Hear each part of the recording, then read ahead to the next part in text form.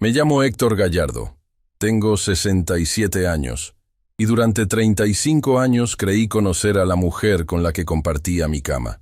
Vendí muebles toda mi vida, primero de puerta en puerta, luego en una tienda establecida en Guadalajara, y me enorgullecía de poder leer a las personas, de entender sus necesidades con solo verlas entrar por la puerta. Pero resulta que uno puede pasar décadas al lado de alguien y no ver lo que tiene enfrente hasta que ya es demasiado tarde. Esta es la historia de cómo mi matrimonio se derrumbó en cuestión de segundos, después de toda una vida construida juntos desde cero. Pero antes de contar cómo empezó todo, te pido por favor que le des like a este video, te suscribas al canal y comentes desde dónde nos estás viendo. Tu apoyo es muy importante. Nací en Huejotzingo, Puebla, un pueblo donde todos se conocen y donde la palabra de un hombre vale más que cualquier contrato firmado. Mi padre trabajaba en el campo y mi madre vendía tamales en el mercado. No teníamos mucho, pero mis padres me enseñaron algo que llevo grabado hasta hoy. Un hombre se mide por su palabra y por cómo trata a su familia. Crecí viendo a mi padre llegar cansado cada tarde, pero siempre con tiempo para sentarse con nosotros a la mesa. Vi a mi madre levantarse antes del amanecer para preparar la masa, sin quejarse nunca. Eso era el matrimonio para mí: trabajo duro, respeto mutuo y compromiso inquebrantable. Conocí a Marisela Utrera cuando tenía 22 años, en una fiesta del pueblo. Ella tenía 19, unos ojos cafés enormes y una risa que hacía que todos voltearan a verla. Era hija de un comerciante local, un poco mejor posicionada que mi familia, pero eso no le importó cuando empezamos a platicar junto al puesto de aguas frescas. Me acerqué porque un amigo me retó, pero me quedé porque ella me miraba como si realmente le interesara lo que yo tenía que decir. Hablamos durante horas esa noche. Le conté de mis sueños de salir del pueblo, de hacer algo más grande. Ella me contó que quería una familia, una casa propia, una vida tranquila pero digna. Nos casamos 2 años después en la igrejita del pueblo, con apenas 50 invitados. Marisela llevaba el vestido de novia de su madre, arreglado por ella misma. Yo estrené mi primer traje completo, comprado con los ahorros de 6 meses trabajando en la construcción. El cura nos dio la bendición y nos advirtió que el matrimonio era para toda la vida, en las buenas y en las malas. Yo lo tomé en serio. Pensé que ella también. Nos mudamos a Guadalajara 3 meses después de la boda. Yo había conseguido trabajo en una mueblería como vendedor. Rentamos un cuarto pequeño en una vecindad. Compartíamos baño con otras 3 familias, pero éramos felices.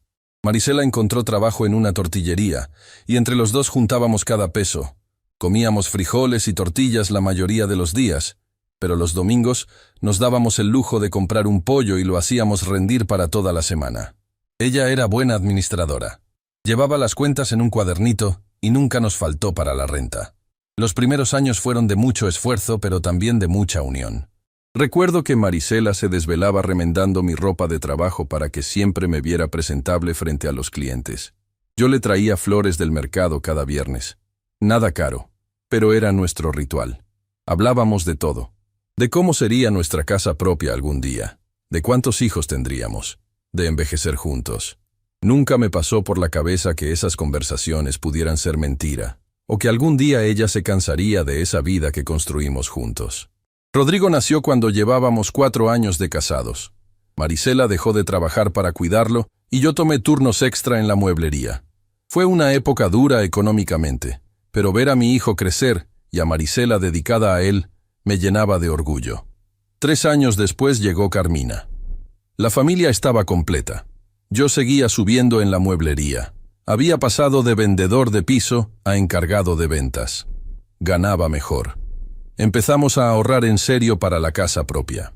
Nos tomó 12 años, pero finalmente compramos una casa en una colonia tranquila de Guadalajara.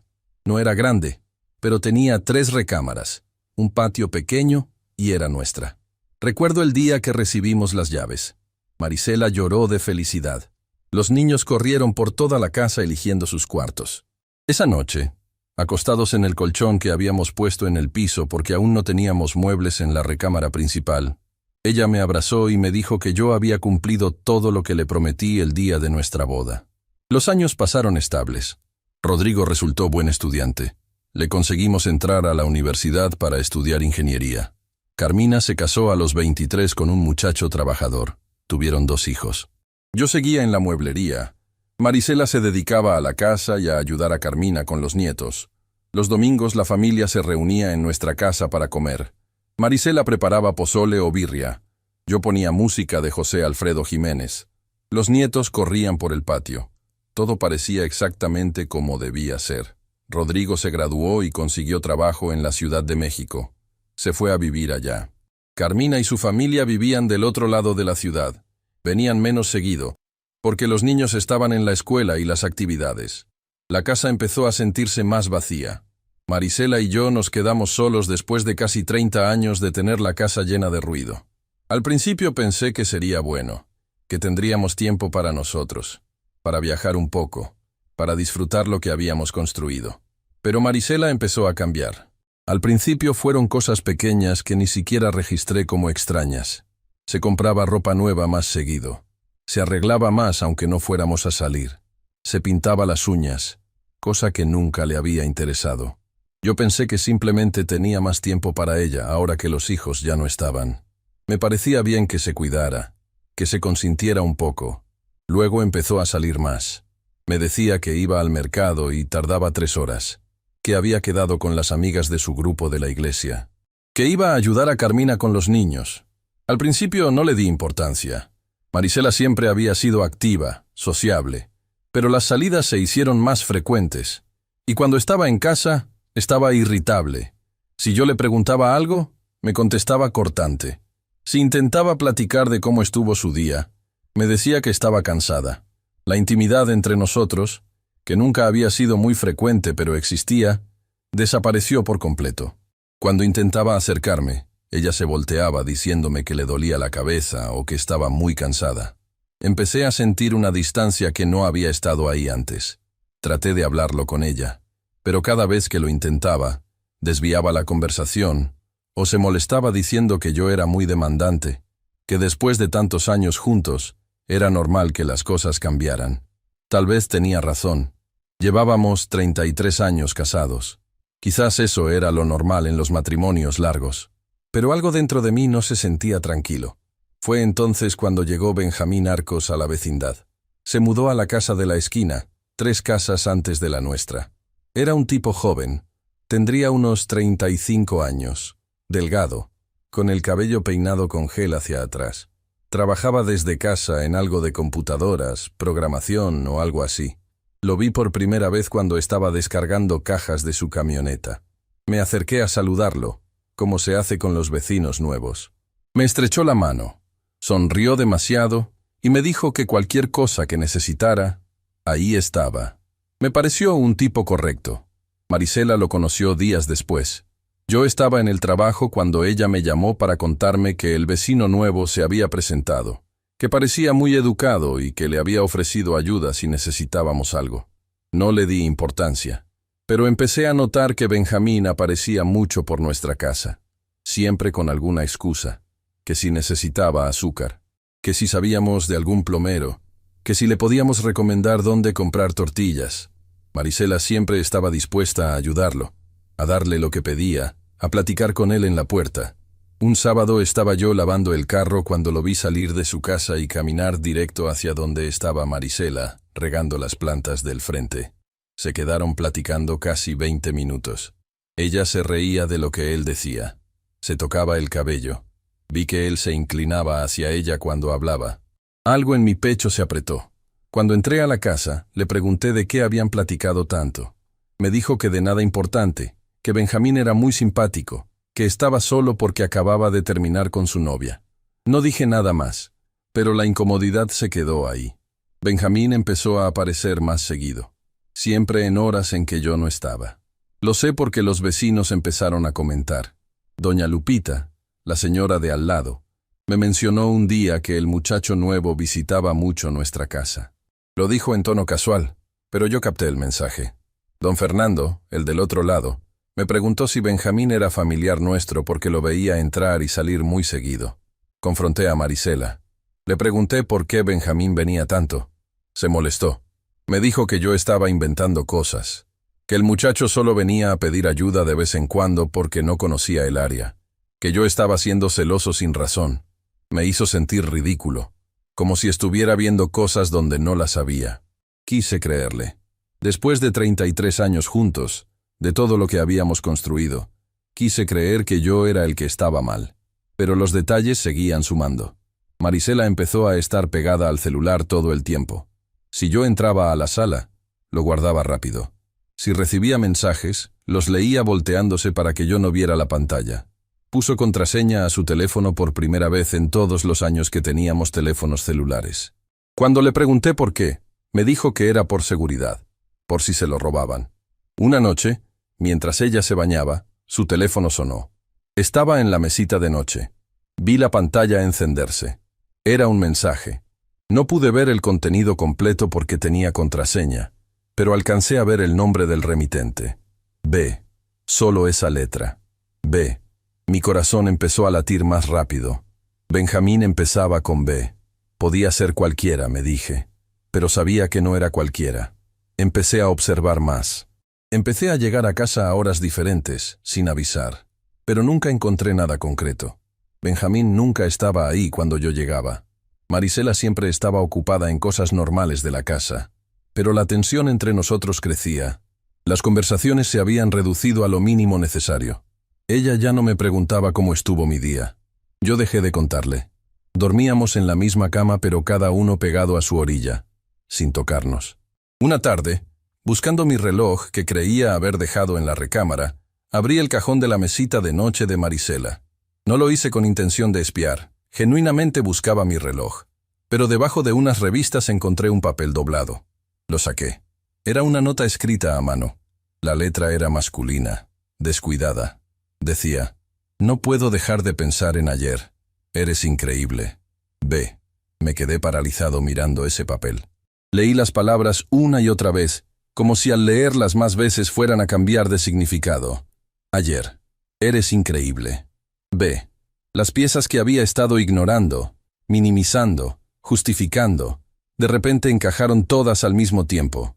La distancia, las salidas, el celular con contraseña, Benjamín, todo. Volví a guardar el papel exactamente donde estaba. Cerré el cajón. Salí de la recámara. Me senté en la sala. No sé cuánto tiempo estuve ahí, solo mirando la pared. Sentía el pecho apretado, como si no pudiera respirar bien. 33 años, toda una vida, 2 hijos, una casa, una historia completa, y un papel que decía, eres increíble, B. Cuando Marisela llegó de la calle, cargando bolsas del súper, la vi entrar y no pude decir nada. Ella pasó frente a mí, me saludó con un, ya llegué, automático, y se metió a la cocina a guardar las cosas. Yo seguía sentado, inmóvil. Ella no notó nada raro, o no le importó notarlo. Esa noche, acostado en la cama, con Marisela dormida a mi lado, tomé una decisión. Necesitaba saber la verdad. Necesitaba ver con mis propios ojos lo que mi mente ya sabía, pero mi corazón se resistía a aceptar. No podía vivir con la duda.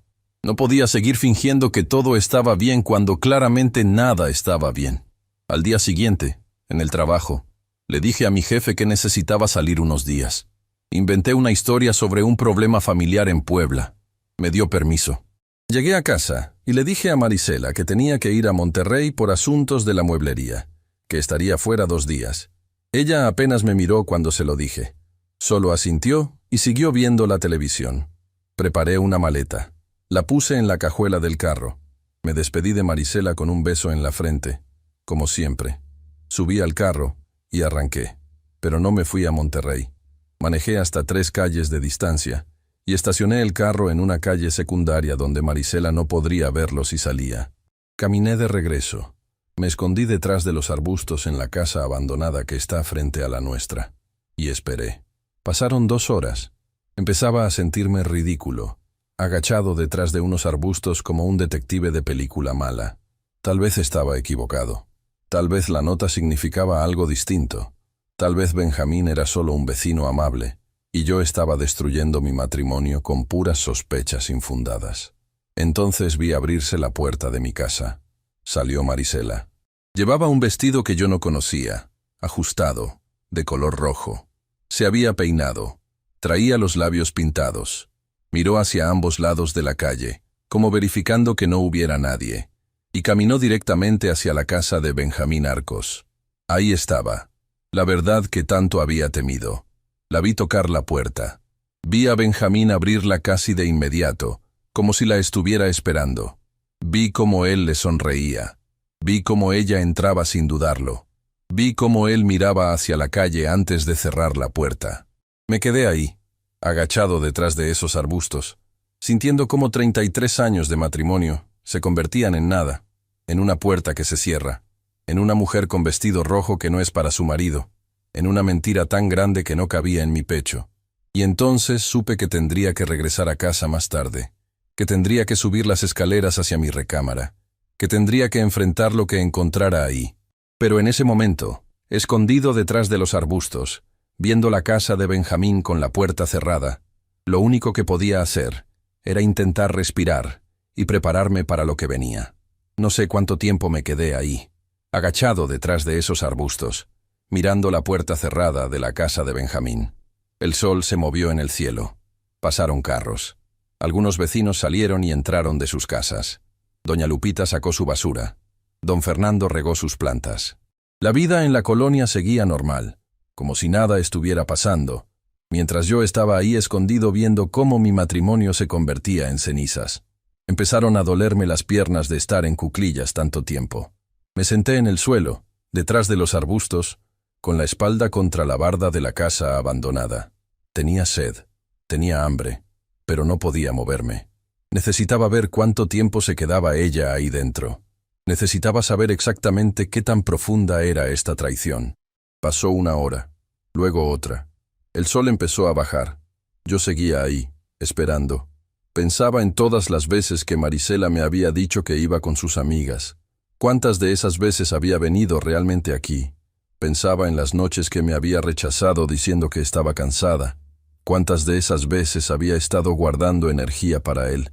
Pensaba en los 33 años que llevábamos juntos, en los hijos que criamos, en la casa que compramos peso por peso, en cada sacrificio que hice, pensando que era por nuestra familia. Todo eso estaba ahí, en esa casa de la esquina, siendo destrozado por dos personas que no pensaron en nadie más que en ellos mismos. Finalmente, después de casi 4 horas, la puerta se abrió. Salió Marisela. Se había arreglado el cabello. Se veía relajada. Sonreía. Benjamín estaba en la puerta, también sonriendo. La vi despedirse de él con un gesto de la mano. Lo vi a él quedarse mirándola mientras caminaba de regreso a nuestra casa. Cuando ella entró y cerró la puerta, él siguió ahí parado unos segundos más, con esa sonrisa en la cara, antes de meterse y cerrar. Me levanté. Las piernas apenas me respondían de haber estado tanto tiempo en la misma posición. Caminé hacia donde había dejado el carro. Subí. Me quedé sentado ahí, con las manos en el volante, sin arrancar. Tenía que tomar una decisión. Podía irme realmente a Monterrey, fingir que no había visto nada, seguir viviendo en la mentira. O podía regresar ahora mismo y enfrentarla. Pero si la enfrentaba solo con lo que había visto, ella podría inventar cualquier excusa.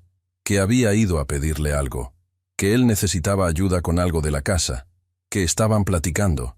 Necesitaba más. Necesitaba evidencia que no pudiera negar. Necesitaba atraparlos de una forma que no dejara espacio para mentiras. Arranqué el carro y me fui. Manejé sin rumbo durante horas. Terminé en un hotel barato en las afueras de la ciudad. Renté un cuarto. Me senté en la cama y planeé exactamente qué iba a hacer. Al día siguiente le mandé un mensaje a Marisela. Le dije que todo iba bien en Monterrey, que regresaría al día siguiente en la tarde. Ella me contestó con un simple «ok». Ni siquiera un «te extraño» o «cuídate». Solo «ok». Eso me confirmó todo lo que necesitaba saber. Pero no esperé hasta el día siguiente. Esa misma noche, pasadas las 10, manejé de regreso a la casa. Estacioné el carro 2 calles antes, en el mismo lugar de antes. Caminé hasta mi casa por la parte de atrás, por el callejón. Entré por la puerta trasera del patio usando mi llave. Entré silencioso, sin encender luces. La sala estaba vacía, la cocina también. Subí las escaleras despacio, pisando en las orillas de los escalones para que no crujieran. Cuando llegué arriba, Vi luz saliendo por debajo de la puerta de nuestra recámara.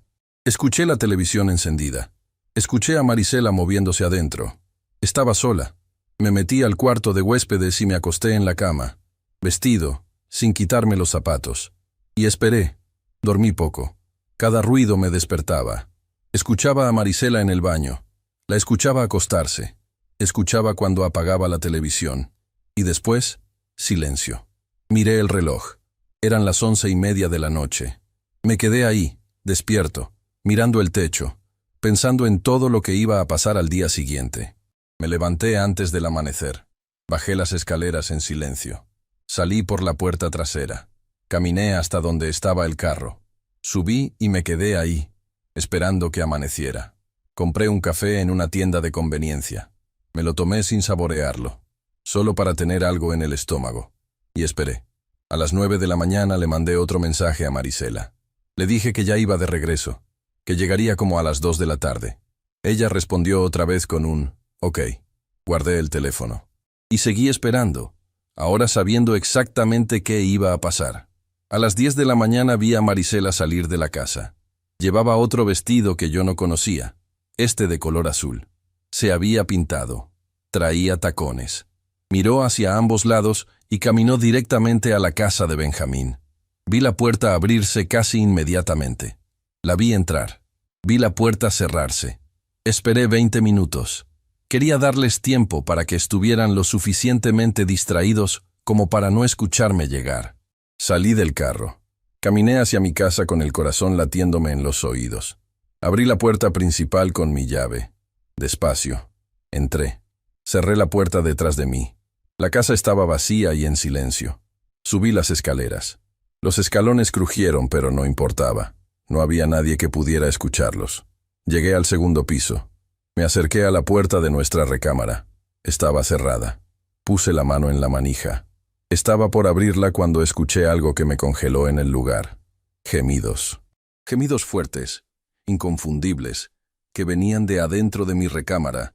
La voz de Marisela, pero no como yo la conocía. Una voz que nunca había escuchado en 33 años de matrimonio. Y otra voz. La voz de un hombre. Más gemidos. El sonido de la cama moviéndose. Todo mezclándose en un sonido que me atravesó como un cuchillo. Me quedé paralizado frente a esa puerta. No podía moverme. No podía pensar.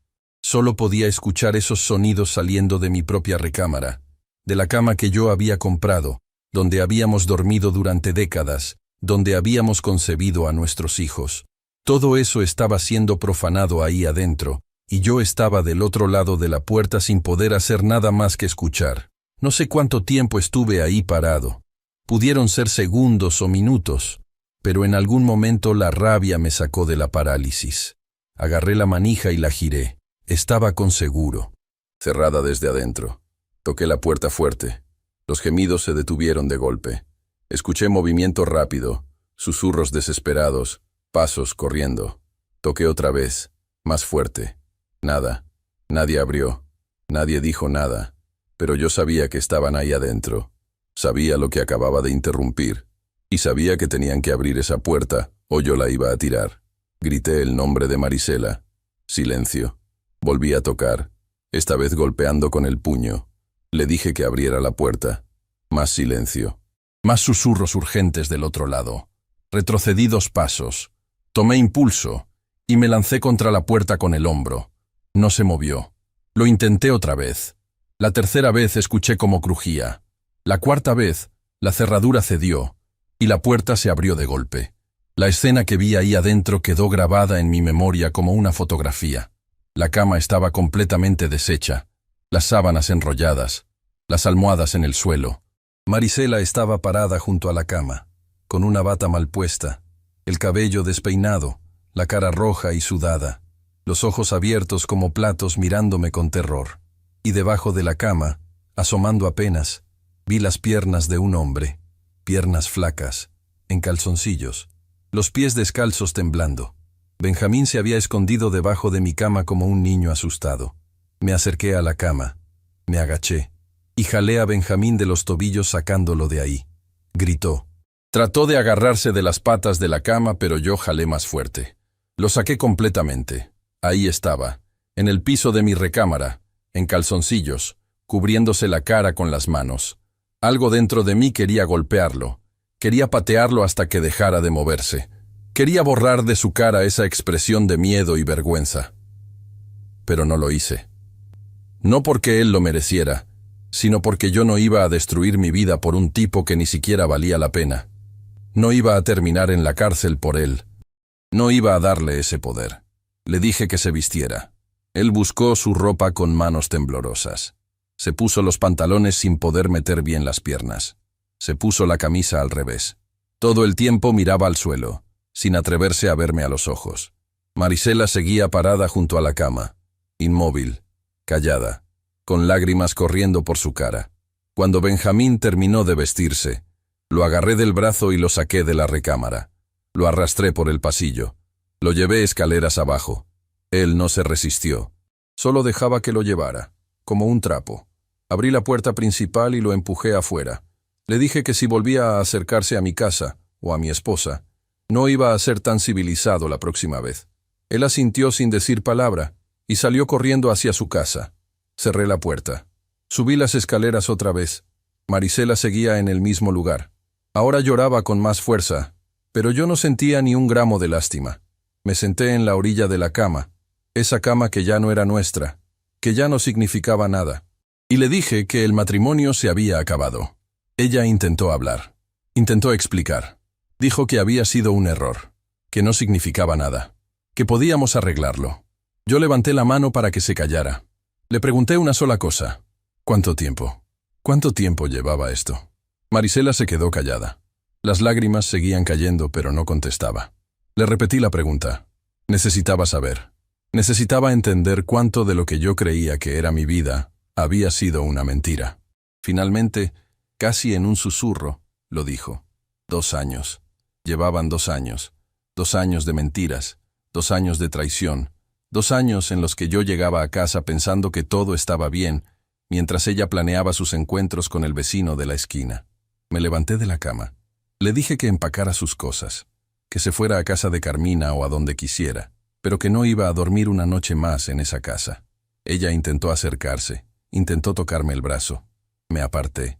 Le repetí que empacara, que se fuera. Salí de la recámara. Bajé a la sala. Saqué mi teléfono y llamé a Rodrigo. Contestó al segundo tono. Me preguntó qué pasaba. ¿Por qué lo llamaba a media mañana cuando él estaba trabajando?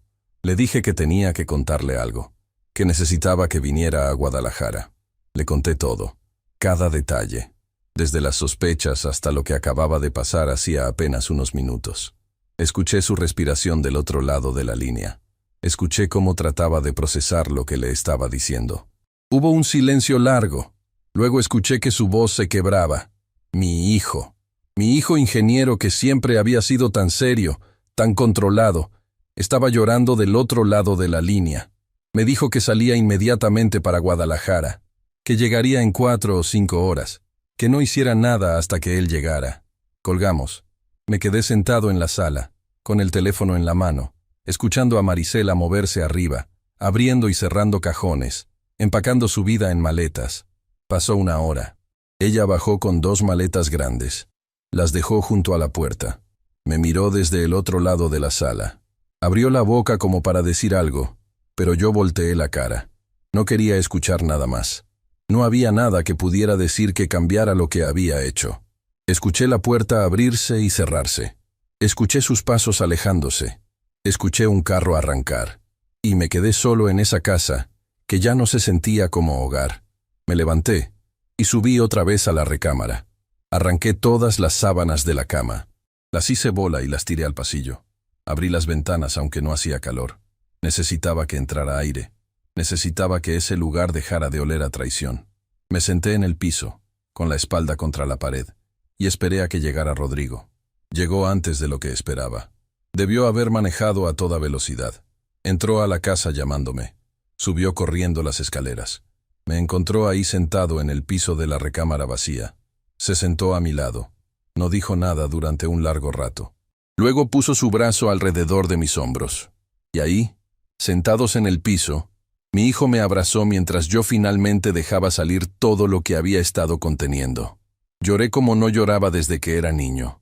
Lloré por los 33 años perdidos, por la confianza destruida, por la familia que ya nunca volvería a ser la misma. Rodrigo solo me sostenía, dejándome desahogar, sin tratar de decir palabras de consuelo que ambos sabíamos que no existían. Cuando finalmente me calmé, Rodrigo me ayudó a levantarme. Bajamos a la cocina.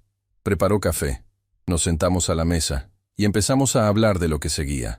Me dijo que necesitaba un abogado, que teníamos que iniciar el proceso de divorcio lo antes posible, que teníamos que proteger mis bienes, que Marisela no se iba a quedar con nada de lo que habíamos construido juntos, si él podía evitarlo. Le agradecí. Le dije que no sabía qué haría sin él. Me contestó que era su padre, que siempre iba a estar ahí para mí, que esto lo íbamos a superar juntos. Rodrigo se quedó esa noche en la casa. Dormimos poco. A la mañana siguiente me llevó con un abogado que conocía en Guadalajara. Un tipo serio, mayor, con despacho en el centro. Le contamos todo. El abogado tomó notas. Me hizo preguntas. Me explicó cómo funcionaba el proceso de divorcio, qué podíamos pedir, qué esperábamos que pasara. Me dijo que con adulterio comprobado, yo tenía casi todos los derechos a mi favor. La casa estaba a mi nombre. Los ahorros estaban en cuentas conjuntas, pero él me ayudaría a protegerlos. Me dijo que reuniera toda la evidencia posible. Las notas, los mensajes si podía conseguirlos, testimonios de vecinos que habían visto las visitas de Benjamín. Todo serviría. Le di autorización para que iniciara el proceso. Firmé papeles. Pagué el anticipo. Y con eso, oficialmente, mi matrimonio estaba terminado. No en papel todavía. Eso tomaría meses. Pero en realidad, había terminado el momento en que vi a Marisela entrar a esa casa. O tal vez había terminado 2 años antes, cuando ella tomó la decisión de traicionarme. Solo que yo no lo sabía. Rodrigo tuvo que regresar a la Ciudad de México por su trabajo, pero me prometió que vendría cada fin de semana, que no me iba a dejar solo en esto. Antes de irse, me abrazó fuerte en la puerta. Me dijo que lo sentía, que sabía cuánto había amado a su mamá, que entendía lo difícil que era todo esto. Le dije que no tenía que disculparse por nada, que él no había hecho nada malo, que esto era entre Marisela y yo. Cuando se fue, la casa se sintió más vacía que nunca. Subí a la recámara. Miré la cama sin sábanas, las ventanas abiertas, el cuarto que había sido nuestro durante tantos años y que ahora solo guardaba el recuerdo de la peor traición. Y supe que no podía quedarme ahí, que esa casa, esa ciudad, todo me recordaba a una vida que ya no existía. Pero antes de poder irme, antes de poder cerrar este capítulo, necesitaba que el divorcio estuviera resuelto. Necesitaba que todo quedara legal, documentado, finalizado. No iba a dejarle a Marisela ninguna puerta abierta para regresar. No iba a permitir que quedara ninguna duda sobre quién había destruido este matrimonio. Y definitivamente no iba a dejar que se quedara con ni un peso de lo que yo había trabajado toda mi vida para construir. Los vecinos empezaron a hablar. Doña Lupita vino a preguntarme si estaba bien, si necesitaba algo. Le conté lo suficiente para que entendiera sin darle todos los detalles. La noticia corrió por la colonia. Vi cómo los vecinos miraban la casa de Benjamín con desprecio. Vi cómo algunos dejaron de saludarlo. La vergüenza pública era su castigo, y yo no hice nada por detenerla. Se lo había ganado. Marisela intentó llamarme. Varias veces. Yo no contesté. Me mandó mensajes. No los leí. Carmina vino a verme, llorando, diciendo que no podía creer lo que había pasado. Le expliqué todo. Ella abrazó y me dijo que estaba de mi lado, que su mamá había cometido un error imperdonable. Eso me dio algo de consuelo. Saber que mis hijos entendían, que no me culpaban, que sabían quién había destruido la familia. El proceso legal avanzó lento pero seguro. Cada audiencia, cada papel firmado, cada paso me alejaba más de Marisela y más cerca de poder cerrar este capítulo. El abogado hizo bien su trabajo. La casa quedó completamente a mi nombre. Los ahorros se dividieron, pero yo me quedé con la mayor parte. Marisela tuvo que aceptar porque el adulterio estaba probado y ella no tenía defensa. Pero el dolor no desaparecía con los papeles legales. Las noches eran las peores. Me acostaba en esa cama, ahora con sábanas nuevas, y no podía dejar de pensar en todo, en cómo no vi las señales antes, en qué pude haber hecho diferente, en si alguna vez me amó realmente, o si todo había sido una actuación de 33 años. La respuesta nunca llegó. Y con el tiempo, aprendí que tal vez no importaba. Lo que importaba era que ahora tenía que decidir qué hacer con el resto de mi vida. Tenía 65 años. La mayoría de la gente a mi edad está disfrutando de su retiro con su pareja. Yo estaba solo, divorciándome, reconstruyendo desde cero.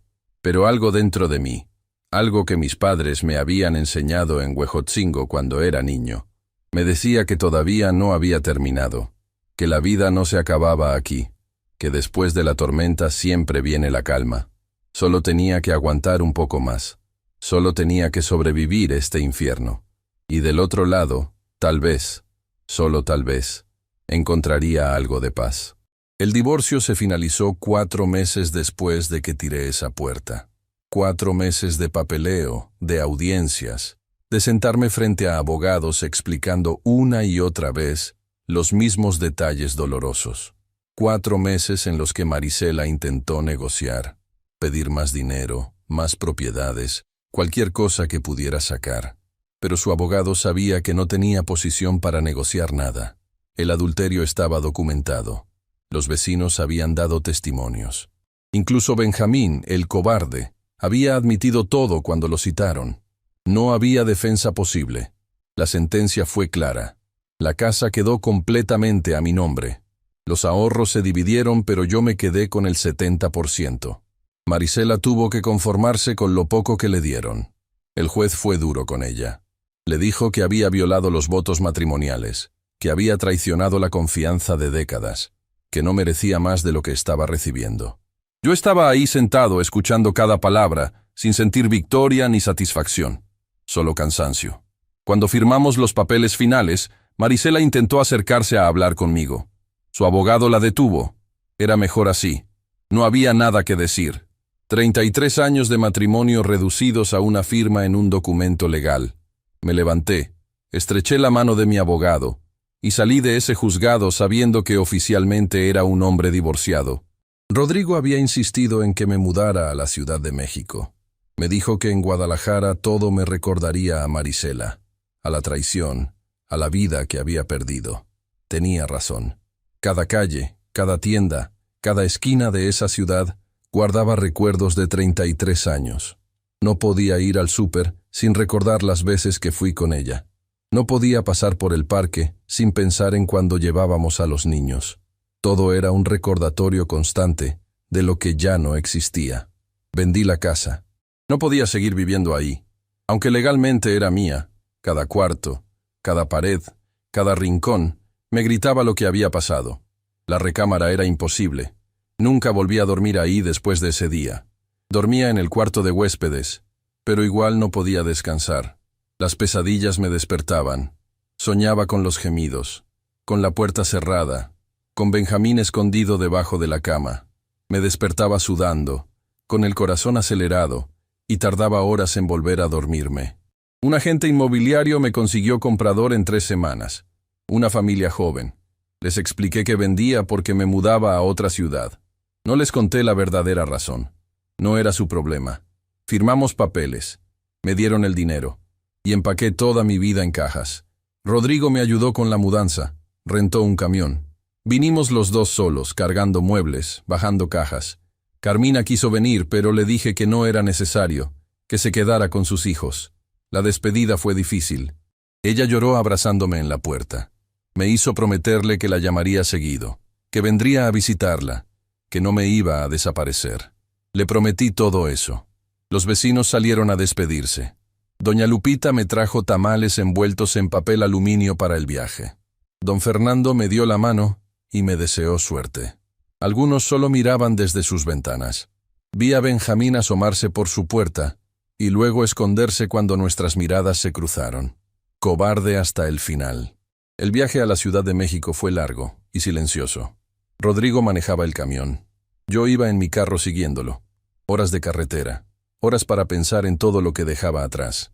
No solo la casa o la ciudad. Dejaba atrás décadas de mi vida. Dejaba atrás la persona que había sido. El Héctor que confiaba. El Héctor que creía en el amor eterno. El Héctor que pensaba que conocía a su esposa. Ese Héctor se quedó en Guadalajara, enterrado bajo el peso de la traición. Rodrigo me había conseguido un departamento pequeño en una colonia tranquila. Segundo piso de un edificio viejo pero bien mantenido. Un cuarto, una sala pequeña, cocina integrada, baño completo. Apenas cabían mis muebles. Después de vivir en una casa de 3 recámaras con patio, este lugar se sentía como una caja de zapatos. Pero era lo que podía pagar con la mitad del dinero de la venta de la casa. La otra mitad la tenía guardada en el banco, por si acaso, aunque no sabía por si acaso de qué. Rodrigo se quedó ayudándome a acomodar todo. Armamos la cama, acomodamos el sofá, colgamos cuadros en las paredes, llenamos la alacena con las cosas básicas que habíamos comprado en el súper. Cuando terminamos, ya era de noche. Rodrigo pidió comida china. Comimos sentados en el sofá, con las cajas todavía en el suelo, viendo las paredes vacías de ese departamento que todavía no se sentía como hogar. Me dijo que todo iba a estar bien, que esto era un nuevo comienzo, que tenía que verlo como una oportunidad, no como un final. Asentí porque era lo que se esperaba que hiciera, pero no le creí. A los 65 años, divorciado, viviendo en un departamento pequeño en una ciudad que apenas conocía, lejos de todo lo familiar, no se sentía como una oportunidad, se sentía como un castigo. Rodrigo se fue a su casa cerca de medianoche. Me abrazó en la puerta. Me dijo que lo llamara para lo que fuera, a cualquier hora, que vendría a visitarme el fin de semana. Cerré la puerta detrás de él y me quedé solo en ese departamento silencioso. Me senté en el sofá, miré las cajas, miré las paredes, miré el techo, y sentí un vacío tan profundo que dolía físicamente en el pecho. Los primeros días fueron los peores. Me despertaba sin saber dónde estaba. El departamento era tan diferente a la casa. Los sonidos eran diferentes. El edificio crujía. Escuchaba a los vecinos caminar arriba. Escuchaba carros en la calle. Todo era extraño, ajeno, incómodo. Me levantaba, preparaba café, me sentaba en el sofá y no sabía qué hacer con mi día. No tenía trabajo. Estaba prácticamente retirado. No tenía amigos en la ciudad. No conocía a nadie excepto a Rodrigo. Empecé a salir solo para lo necesario. Iba al súper una vez por semana. Compraba lo mínimo. Pan, leche, huevos, frijoles enlatados. Comía por necesidad, no por gusto. Bajé de peso. La ropa me empezó a quedar grande. Rodrigo lo notó cuando vino a visitarme. Me regañó. Me dijo que tenía que cuidarme, que no podía dejarme morir de tristeza. Pero era más fácil decirlo que hacerlo. Las semanas pasaron lentas. Me la pasaba en el departamento viendo televisión sin realmente ver nada. Programas de noticias, telenovelas, deportes. Todo se mezclaba en un fondo de ruido que llenaba el silencio. Rodrigo venía cada fin de semana. Traía comida. Me obligaba a salir a caminar. Me llevaba a comer a restaurantes. Intentaba animarme con conversación, con planes, con ideas de cosas que podíamos hacer. Yo asentía, sonreía cuando tocaba, pero por dentro seguía sintiendo ese vacío que no se llenaba con nada. Carmina llamaba seguido. Me preguntaba cómo estaba. Le decía que bien. Ella sabía que mentía, pero no insistía. A veces me ponía a los nietos al teléfono. Sus voces me sacaban una sonrisa real. Me contaban de la escuela, de sus amigos, de los juegos. Por esos minutos me olvidaba del vacío. Pero cuando colgábamos, el silencio regresaba más pesado que antes. Pasaron 3 meses. 90 días de existir sin realmente vivir. 90 días de rutina vacía. Levantarme. Café. Televisión. Algo de comer. Más televisión. Dormir. Repetir. Rodrigo estaba preocupado. Me lo decía abiertamente. Me dijo que tenía que buscar algo que hacer. Algún hobby. Alguna actividad. Me sugirió que tomara clases de algo.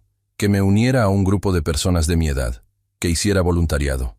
Cualquier cosa con tal de sacarme de ese departamento y de esa depresión que me estaba consumiendo. Intenté seguir sus consejos. Salí a caminar por el parque que estaba a 3 cuadras del departamento. Caminaba sin rumbo, viendo a las familias, a las parejas de ancianos tomados de la mano, a los niños jugando. Todo me recordaba lo que había perdido. Regresaba al departamento sintiéndome peor que antes de salir. Fue en uno de esos días, un martes por la tarde, cuando mi vida empezó a cambiar sin que yo lo supiera. Había ido al supermercado a comprar lo de siempre. Estaba en el pasillo de los enlatados buscando frijoles negros cuando se me cayó una lata. Rodó debajo del estante. Me agaché a recogerla, pero no alcanzaba. Estaba ahí, a gatas, tratando de meter la mano más adentro, cuando escuché una voz detrás de mí. Me dijo que me hiciera a un lado, que ella era más delgada y podía alcanzarla. Me moví. Vi una mano delgada meterse debajo del estante y sacar la lata. Me la extendió. Levanté la vista y vi a una mujer de mi edad, tal vez un par de años menor. Cabello corto y gris, lentes, sonrisa amable. Le agradecí. Ella dijo que no era nada, que nos pasaba a todos. Nos reímos. Fue una risa pequeña, tonta, por algo insignificante, pero fue la primera vez que me reí genuinamente en meses. Seguí con mis compras. Ella siguió con las suyas. Nos encontramos otra vez en la fila de la caja. Había solo una caja abierta, y la fila era larga. Quedamos formados uno detrás del otro. Empezamos a platicar para matar el tiempo. Me preguntó si vivía por la zona. Le dije que sí, que me había mudado hacía unos meses. Me preguntó de dónde. Le dije que de Guadalajara. Ella me contó que era de Puebla originalmente, igual que yo, aunque de la capital, no de Huejotzingo. La conversación fluyó natural. Me contó que era viuda, que su esposo había muerto de un infarto 2 años antes, que vivía sola en un departamento cerca de ahí, que tenía una hija que vivía en Querétaro.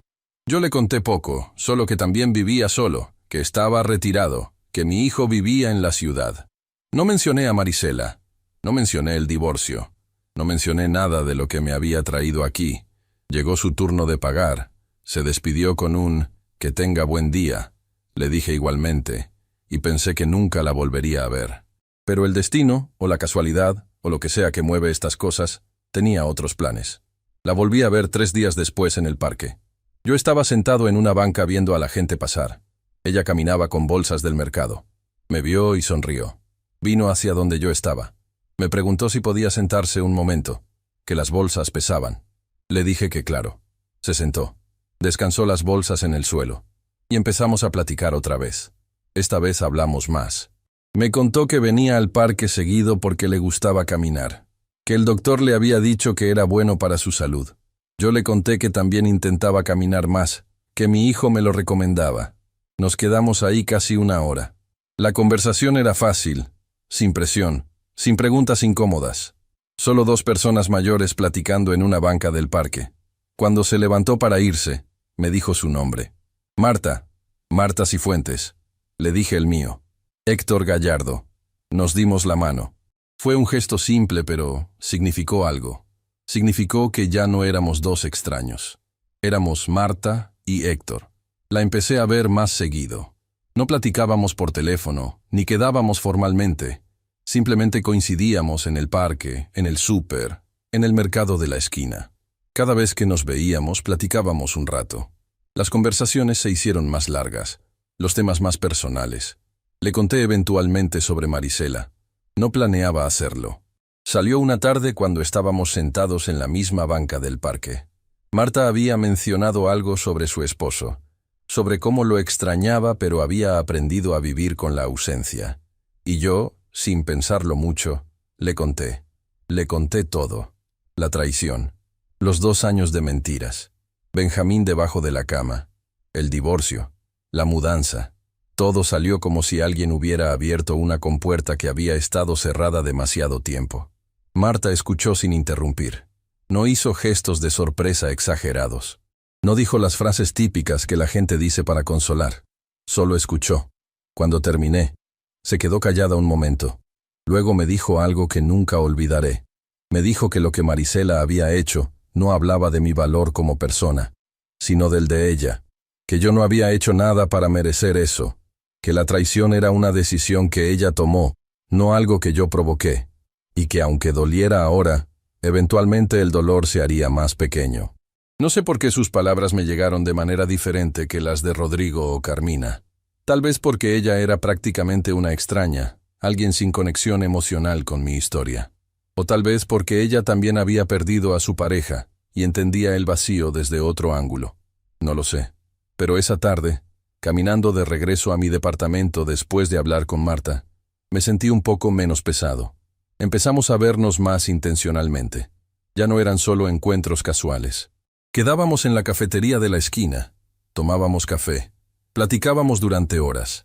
Ella me contaba de su vida en Puebla, de cómo había conocido a su esposo, de su hija, de su trabajo como secretaria que había dejado cuando enviudó. Yo le contaba de Huejotzingo, de mis padres, de mi trabajo vendiendo muebles, de mis hijos. Marta tenía una forma de ser que me tranquilizaba. No era efusiva ni dramática. Era serena, constante, honesta. Si algo le molestaba, lo decía. Si algo le gustaba, también. No había juegos, ni máscaras, ni pretensiones. Después de décadas con alguien que resultó ser experta en mentir, esa honestidad era como agua fresca. Rodrigo notó el cambio en mí. Un sábado que vino a visitarme me dijo que me veía mejor, que había recuperado algo en la mirada. Le conté sobre Marta. Se puso contento. Me dijo que me alegraba haberla conocido, que era bueno que tuviera compañía, que no estuviera solo todo el tiempo. No le dije que Marta se estaba convirtiendo en algo más que compañía. Ni siquiera yo lo sabía todavía con certeza, pero lo cierto es que los días empezaron a tener sentido otra vez. Me levantaba pensando en si vería a Marta ese día. Elegía ropa con más cuidado, me afeitaba, me peinaba, cosas pequeñas que había dejado de hacer en esos meses de depresión. El departamento seguía siendo pequeño, pero empecé a hacerlo más mío. Compré plantas. Marta me enseñó a cuidarlas. Compré una cafetera mejor. Marta venía a veces a tomar café. Colgué fotos de mis hijos y nietos. El lugar empezó a sentirse menos como un refugio temporal y más como un hogar. Una tarde, después de tomar café en mi departamento, Marta se quedó callada mirando por la ventana. Le pregunté en qué pensaba.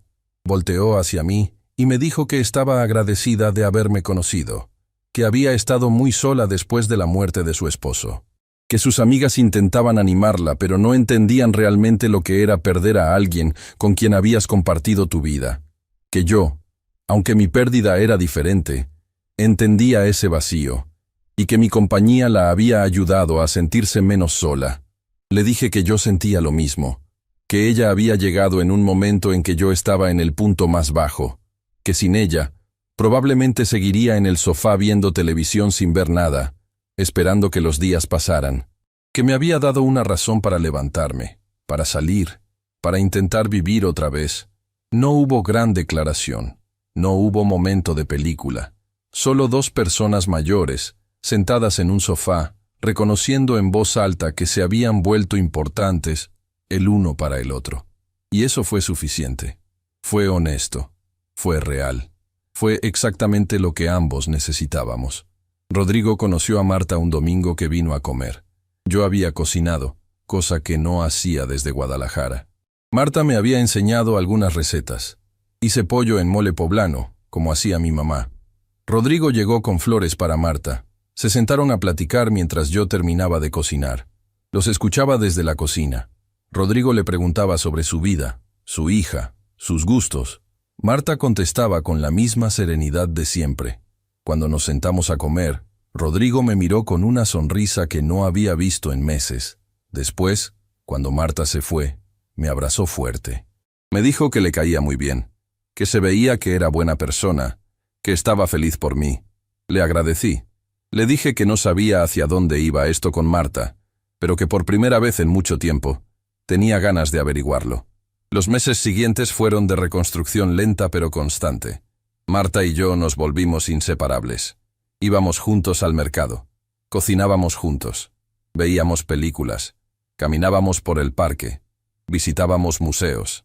Cosas simples que las parejas hacen, pero que para mí significaban volver a confiar, volver a abrirme, volver a creer que era posible tener una compañera sin miedo constante a la traición. Carmina vino a visitarme con los niños. Conoció a Marta.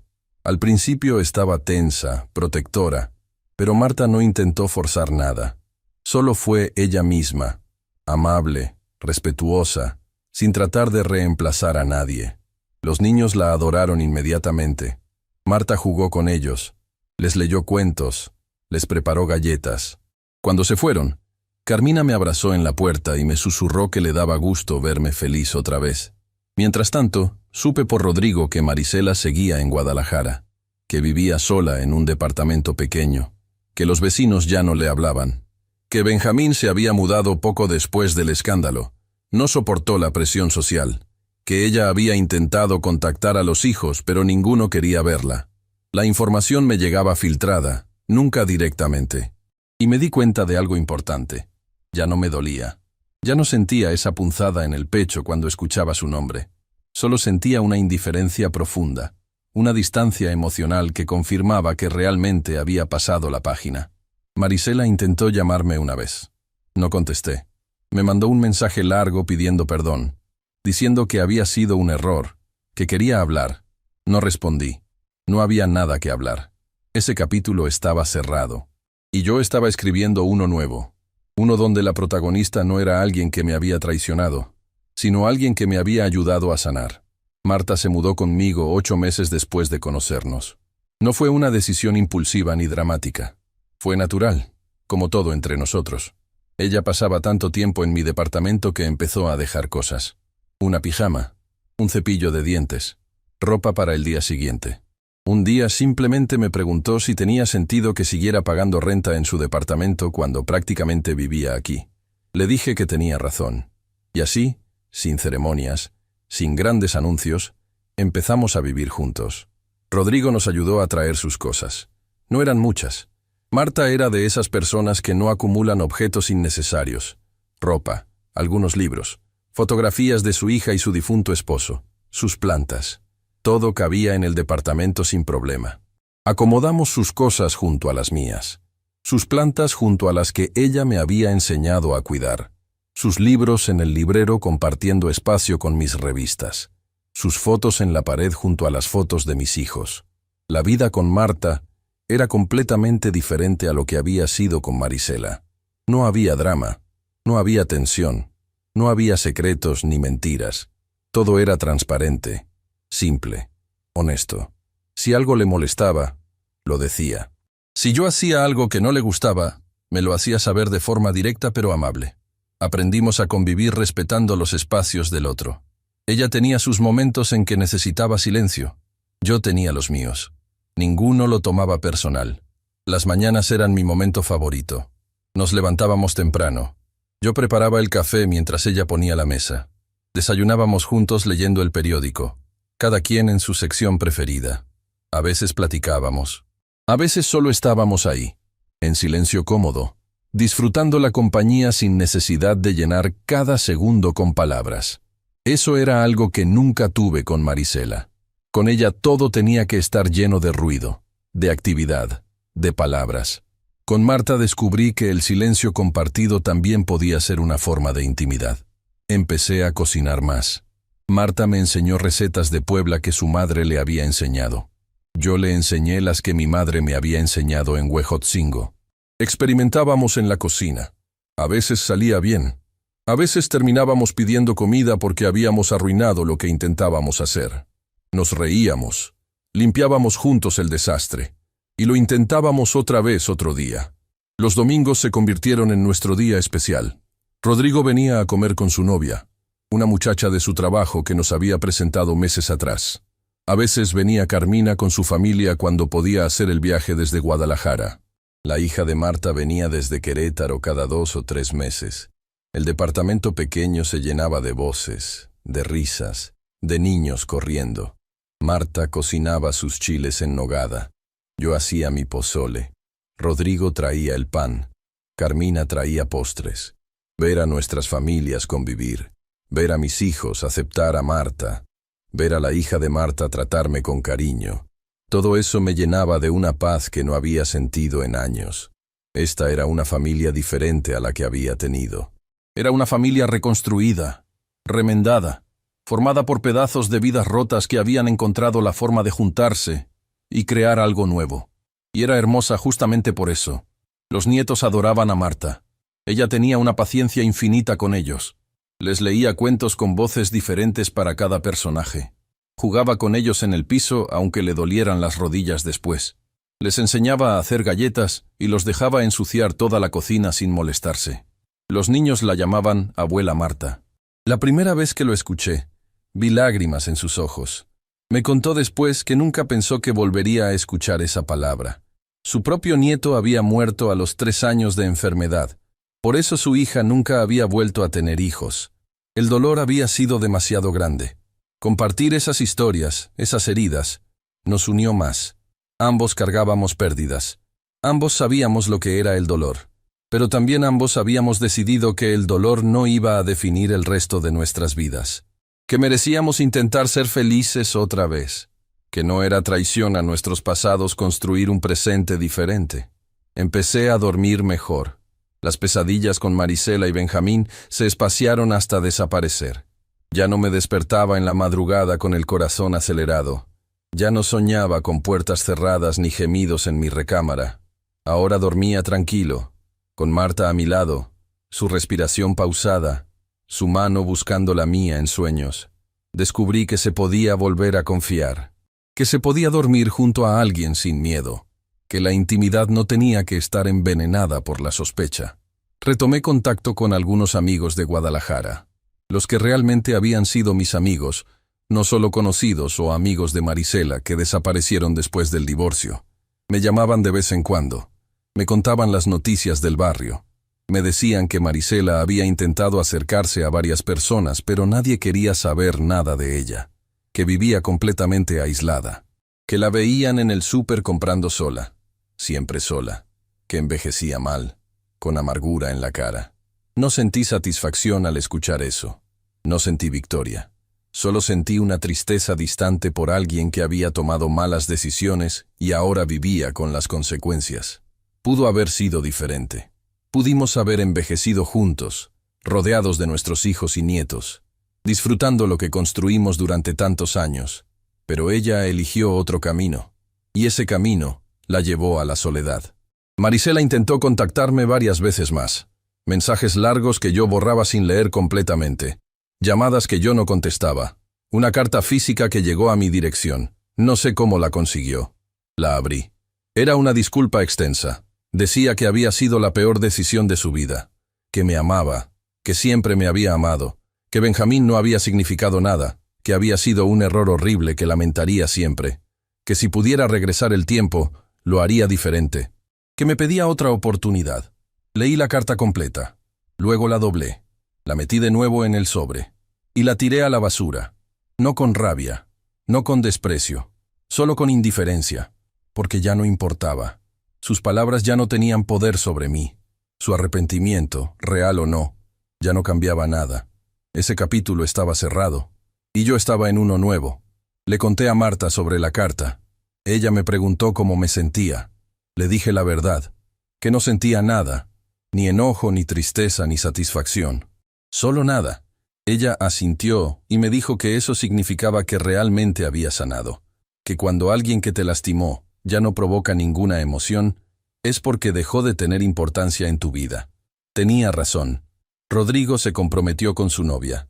Nos lo anunció un domingo durante la comida. Todos aplaudimos.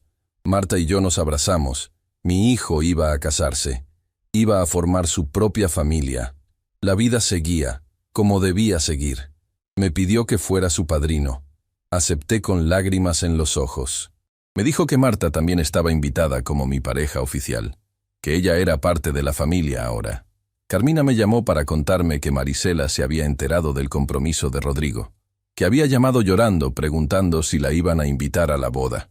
Rodrigo le había dicho que no, que ella había perdido el derecho de estar en momentos familiares importantes cuando decidió destruir la familia. Carmina me contó que Marisela había suplicado, que había llorado, que había dicho que era su hijo, que tenía derecho. Pero Rodrigo se mantuvo firme.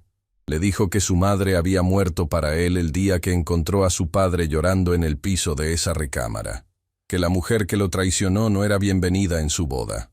No le pedía a Rodrigo que reconsiderara. Era su decisión, era su boda, era su vida, y él tenía derecho de decidir quién merecía estar ahí y quién no. Marisela tendría que vivir con eso también, con perderse los momentos importantes de sus hijos porque sus acciones la habían puesto ahí.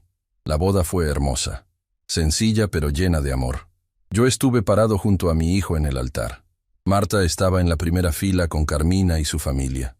Cuando Rodrigo dijo sí, lo vi brillar de felicidad. Y sentí orgullo. Orgullo de que, a pesar de todo, a pesar del dolor y la traición que había marcado su familia, él había encontrado el amor. Había encontrado a alguien que lo valorara, que lo respetara, que construyera con él desde la honestidad.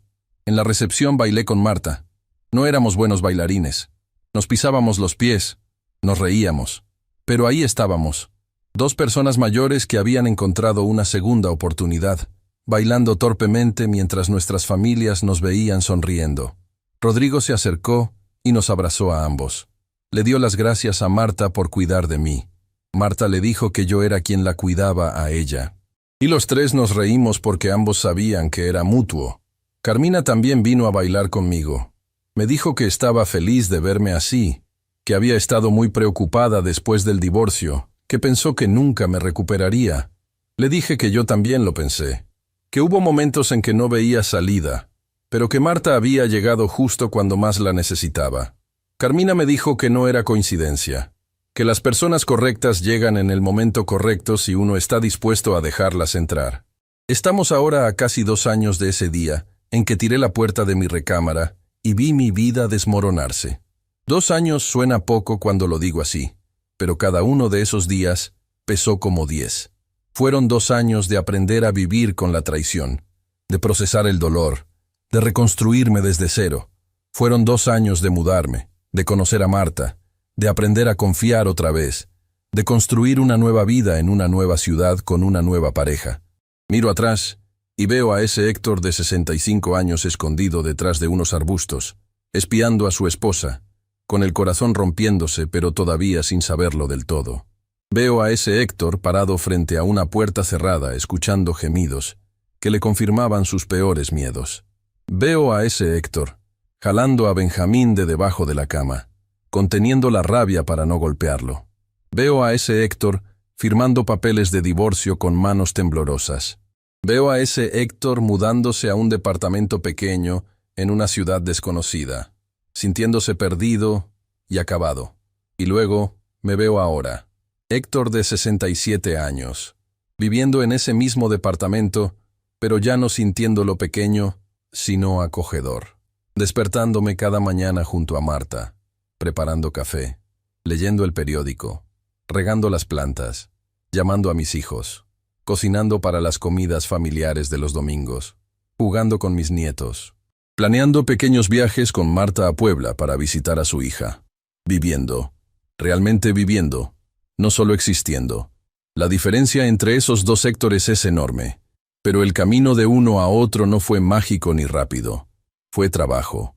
Fue decidir cada día levantarme aunque no tuviera ganas. Fue aceptar la ayuda de Rodrigo cuando quería encerrarme. Fue abrirme a la posibilidad de conocer a Marta cuando hubiera sido más fácil quedarme en mi amargura. Fue perdonar. No a Marisela porque honestamente no sé si la he perdonado completamente, pero sí perdonarme a mí mismo por no haber visto las señales antes, por haber confiado tanto, por haber sido vulnerable. Aprendí que se puede volver a empezar después de los 65, que la vida no termina con un divorcio ni con una traición, que el corazón, aunque magullado y cicatrizado, todavía puede abrirse otra vez si uno lo permite. Aprendí que la rabia no cura nada, que aferrarme al odio hacia Marisela solo me hubiera envenenado a mí, que dejarla ir, emocional y mentalmente, fue lo que me permitió sanar. Aprendí que hay diferentes tipos de amor. Lo que tuve con Marisela, bueno o malo, fue de una manera. Lo que tengo con Marta es completamente diferente. Es más tranquilo, más maduro, más consciente. No tiene la pasión impulsiva de la juventud, pero tiene algo más valioso. Tiene respeto, tiene honestidad, tiene presencia real. Marta está ahí porque quiere estar, no por obligación ni por costumbre. Y yo estoy con ella por las mismas razones. Aprendí que la familia no siempre es sangre, que la hija de Marta me trata mejor que Marisela nunca lo hizo en los últimos años, que Rodrigo y Carmina aceptaron a Marta no porque tuvieran que hacerlo, sino porque vieron cómo me hacía bien, que los nietos pueden tener más de 2 abuelas, y eso está bien, que las familias se arman y se rearman, y lo importante es el amor que hay en ellas, no la forma que tengan. Me preguntan a veces, Los pocos amigos que saben mi historia completa, si me arrepiento de algo, si hubiera hecho algo diferente. La verdad es que no lo sé. Tal vez debí confrontar a Marisela antes. Tal vez debí prestar más atención a las señales. Tal vez debí ser diferente en el matrimonio de alguna forma que hiciera que ella no buscara a alguien más. Pero también sé que esos son los pensamientos de alguien buscando culparse a sí mismo por las decisiones de otra persona. Marisela tomó sus decisiones. Yo tomé las mías. Y aquí estamos, cada uno viviendo con las consecuencias. Supe hace poco que Benjamín nunca regresó a Guadalajara, que se mudó a Monterrey y que allá rehizo su vida lejos del escándalo. Me alegro por él de una forma extraña.